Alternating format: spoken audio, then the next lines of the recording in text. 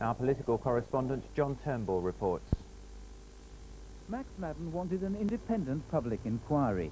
He knew he wouldn't get one, but that wasn't going to stop him from arguing the case. Such an inquiry could be a forum for the whole community to voice their hopes and fears, their ideas and their grievances. But the government insists it's up to the communities themselves to heal the wounds.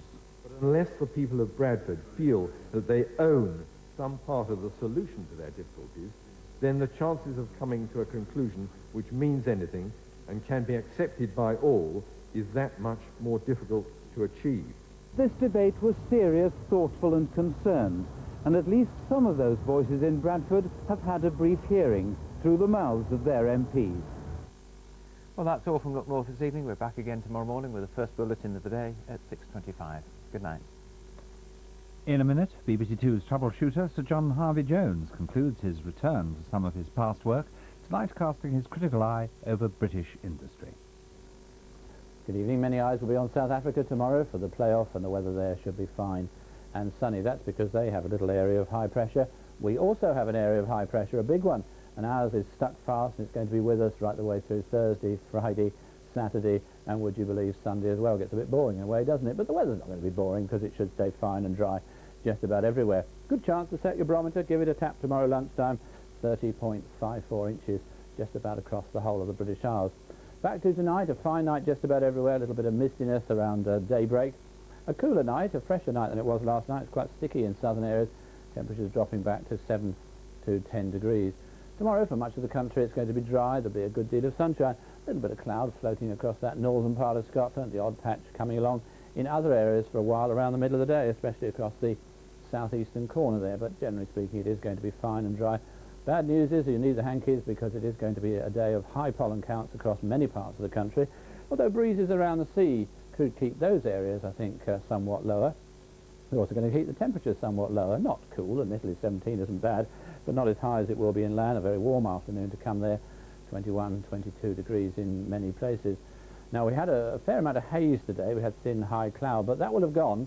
So tomorrow, if you're out and about in the sun, you could well burn quite nastily in about 30 or 40 minutes.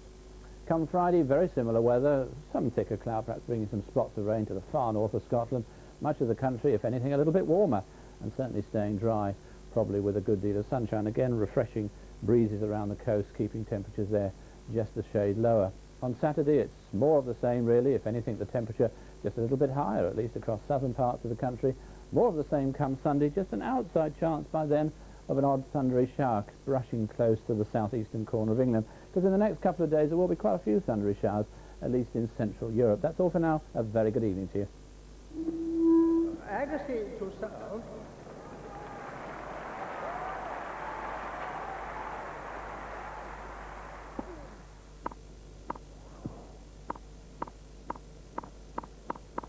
This year, BBC radio and television coverage of Wimbledon is so comprehensive, you'll always be able to keep your eye or your ear on the ball.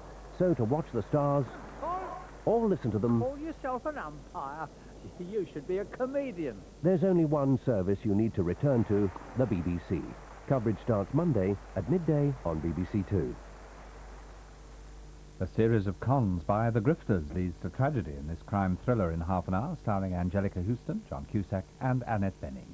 First on BBC1, don't blame the messenger, just consume him. Some Corporal Punishment as Blackadder goes forth.